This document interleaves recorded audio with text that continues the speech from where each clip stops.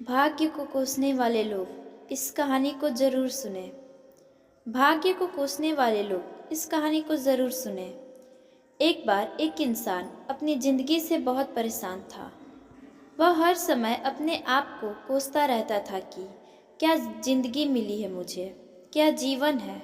हर परेशानी मेरे साथ ही है, हर दुख मुझे ही आकर घेरता है, हर झंझट मेरे ही सिर पड़ती है। एक दिन इसी तरह अपने आप को बैठा हुआ कोस रहा था कि क्या नसीब है मेरा, क्या किस्मत है मेरी, क्या ज़िंदगी है मेरी, कि तभी अचानक एक बाज अपने शिकार को पंजों में दबाए हुए एक पेड़ पर आकर बैठ जाता है और वहीं पर अपने उस शिकार को खाने लग जाता है। यह परेशान आदमी जब उस बाज को देखता है तो कहने लगता है कि क्या ज़िंदगी है इसकी, क्या जीवन जी रहा है। मज़े का, ना इसे खाने की चिंता, ना पीने की, ना पहनने की और ना ही परिवार की। शिकार करता है और मस्त खुली हवाओं में कभी इधर घूमता है, कभी उधर घूमता है। सारे दिन आसमान में उड़ते रहता है। असल ज़िंदगी तो यही है, जीवन तो यही जी रहा है। और फिर वह आसमान की तरफ देखकर ज़ोर ज़ोर से चिल्लाता है कि काश मैं भी एक बाज होता, मुझे भी कोई दुख ना होता, मुझे भी कोई परेशानी ना होती। काश मैं एक बाज होता। जब वह 2 से 3 बार जोर जोर से चिल्लाता है कि काश मैं भी एक बाज होता, तो मुझे भी कोई दुख ना होता, मुझे भी कोई परेशानी ना होती, तो अचानक आसमान में बिजली कड़कने लग जाती है और आसमान से आवाज़ आती है कि हे इंसान, क्या यह हमने सच सुना कि तू हमारी दी हुई जिंदगी से परेशान है और तू एक बाज बनना चाहता है। तो इस आकाशवाणी को सुनकर यह इंसान हैरान रह जाता है और आसमान की तरफ देखकर कहता है कि हाँ, मैं सच में अपनी इस ज़िंदगी से बहुत परेशान हूँ, क्योंकि हर परेशानी मेरे साथ ही है, हर दुख मुझे ही है, हर तकलीफ़ मेरे ही साथ होती है। तो आसमान से फिर आवाज़ आती है कि हे इंसान, एक बार फिर सोच ले। हमने तुझे बड़ी प्यारी ज़िंदगी दी है, लेकिन अगर फिर भी तू चाहता है कि हम तुझे बाज बना दें, तो हम तुझे बाज बना देंगे। लेकिन अगर एक बार हमने तुझे बाज बना दिया, तो फिर हम तुझे बाज से इंसान दोबारा नहीं बनाएंगे। तो यह आदमी तुरंत जवाब देता है कि मैंने अच्छी तरह से सोच लिया है कि मुझे बाज ही बनना है, और एक बार बाज बनने के बाद मैं दोबारा कभी नहीं कहूँगा कि मुझे इंसान बनना है। तभी ऊपर से आवाज़ आती है कि जैसी तुम्हारी इच्छा, और वह इंसान बाज बन जाता है। बाज बनते ही वह इंसान खुली हवाओं में उड़ने लगता है। कभी उड़ता हुआ इधर चलता है, कभी उड़ता हुआ उधर चला जाता है और सोचता है क्या मज़े की ज़िंदगी है। असल ज़िंदगी तो यही है, ना कोई चिंता, ना कोई परेशानी, ना कोई डर। वह सारा दिन ऊंचे आसमान में उड़ता रहता है, 2-3 मिनट पंख मारता है, उसके बाद पंख मारना बंद कर देता है और लंबे समय तक हवा में तैरता रहता है। इस तरह हवाओं में तैरते हुए शाम का समय नज़दीक आ जाता है, तो वह सोचता है कि मेरे पास रहने का एक ठिकाना भी होना चाहिए, मेरा एक अपना घर होना चाहिए जहाँ मैं रात में आराम कर सकूं। तो यह सोचकर वह छोटी छोटी लकड़ियाँ इकट्ठा करने लगता है और एक ऊंचे पेड़ पर अपना घोंसला बनाने लग जाता है।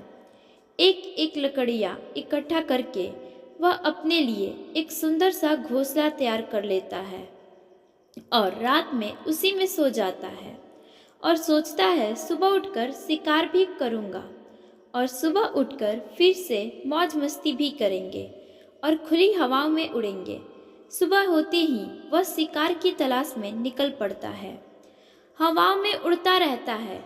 ऊपर से जाकर देखता है कि कहीं ज़मीन में मुझे कोई शिकार नजर आए तो मैं तुरंत जाकर उसे दबोच लूँ और वहीं पर खा लूँ, लेकिन उसे कोई शिकार नजर नहीं आता।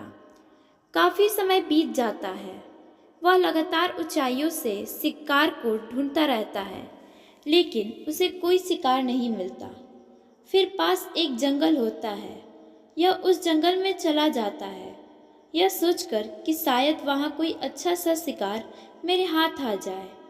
यह जंगल के ऊपर उड़कर शिकार को ढूंढता रहता है, जंगल के अंदर जाकर भी शिकार को ढूंढता है, लेकिन इसे वहाँ भी कोई शिकार नहीं मिलता। शाम का समय नजदीक आ जाता है तो मायूस होकर वापस अपने घोंसले की तरफ लौट रहा होता है कि रास्ते में थककर एक पेड़ के ऊपर बैठ जाता है। जब यह उस पेड़ के ऊपर बैठा होता है तो उसकी नज़र एक बीमार चिड़िया पर पड़ती है जो कि बुरी अवस्था में होती है। यह तुरंत जाकर उसे दबोच लेता है, उसके पंख निकालकर अलग कर देता है और उसे खा जाता है। उस चिड़िया को खाने के बाद वह अपने घोंसले की तरफ उड़ जाता है और रास्ते में सोचता है कि चलो बीमार चिड़िया ही सही, लेकिन कुछ तो खाने को मिला।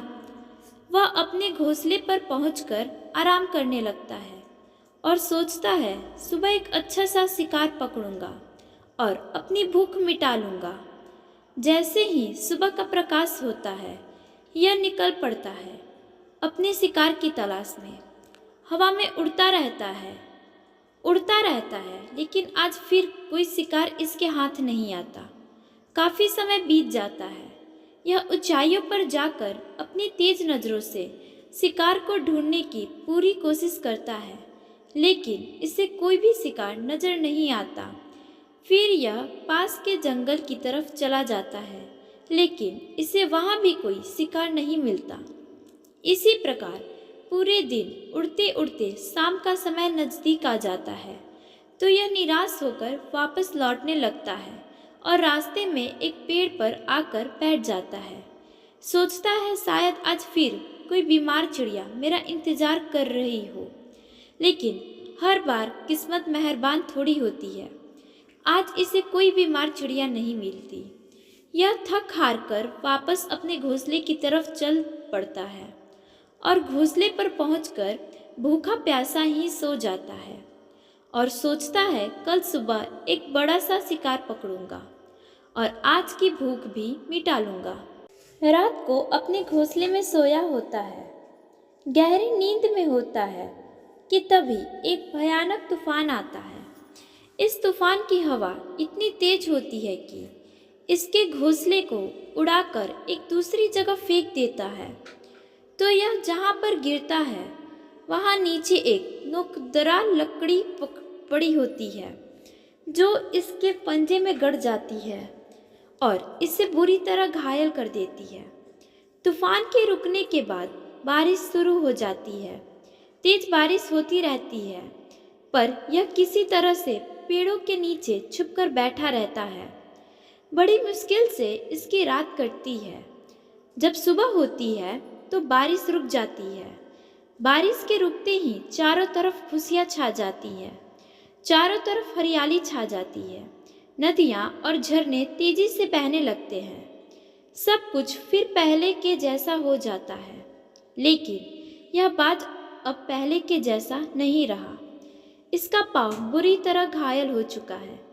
इसके पंजे में जो लकड़ी लगी थी उसकी वजह से इसका पंजा बुरी तरह छत बिछत हो गया था।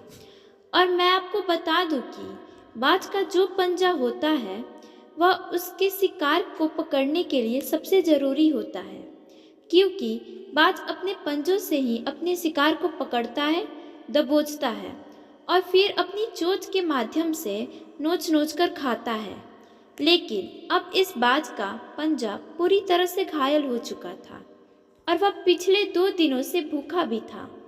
यह शिकार की खोज में थोड़ा सा उड़ता है कि शायद फिर कहीं कोई बीमार चिड़िया इसे मिल जाए, लेकिन कहाँ बार बार कोई बीमार चिड़िया मिलने वाली थी।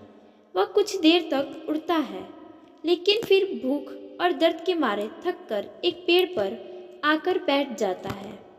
लेकिन उसे पता नहीं था कि यहाँ एक और मुसीबत उसका इंतज़ार कर रही है, और वह मुसीबत यह थी कि 8-10 कौवों का एक झुंड मिलकर इसे परेशान करने लग जाते हैं।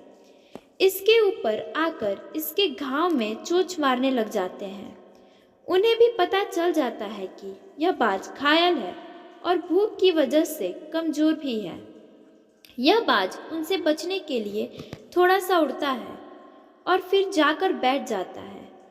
उनसे पीछा छुड़ाने का प्रयास करता है, लेकिन वह फिर इसके पीछे आ जाते हैं। तो यह फिर उड़कर थोड़ी दूर चला जाता है, लेकिन वह इसका पीछा नहीं छोड़ते और बार बार इसके पास आकर इसे परेशान करते हैं। कौवे अक्सर बाज के साथ ऐसा करते हैं, लेकिन फिर बाज भी उनके साथ एक खेल खेलता है। जब कौवों का झुंड बाज को परेशान करता है और उनका पीछा नहीं छोड़ता, तो बाज हवा में सीधी उड़ान भरने लग जाता है। वह तेजी से सीधा ऊपर की ओर उड़ने लग जाता है। कौवा भी इसके पीछे उड़ते हैं, लेकिन कुछ देर तक उड़ने के बाद कौवे ऐसी ऊंचाई पर पहुंच जाते हैं जहां पर उन्हें ठीक से ऑक्सीजन मिलनी बंद हो जाती है। उनका दम घुटने लग जाता है, उनकी सांस रुकने लग जाती है। तो फिर वह वहां से ऊपर नहीं जा पाते हैं, पर क्योंकि बाज तो बादलों से भी ऊपर उड़ सकता है, इसलिए वह तो ऊपर चला जाता है। लेकिन कौवे वहां से ऊपर नहीं जा पाते और वो नीचे आने लगते हैं। तो इस तरीके से बाज उनसे अपना पीछा छुड़ा लेता है। लेकिन ऐसा करने के लिए, इतनी ऊंची उड़ान भरने के लिए इस बाज के पास उतनी ताकत नहीं थी, क्योंकि यह भूखा भी था और घायल भी था। तो यह उड़ता और थोड़ी सी दूर जाकर बैठ जाता और कौवे फिर आकर इसे परेशान करने लग जाते हैं। इस तरह भूख और घायल हालत में एक दिन गुजर जाता है, दूसरा दिन गुजर जाता है, तीसरा दिन गुजर जाता है, लेकिन इस बात की हालत में कोई सुधार नहीं हो रहा था। वह बद से बदतर होती जा रही थी।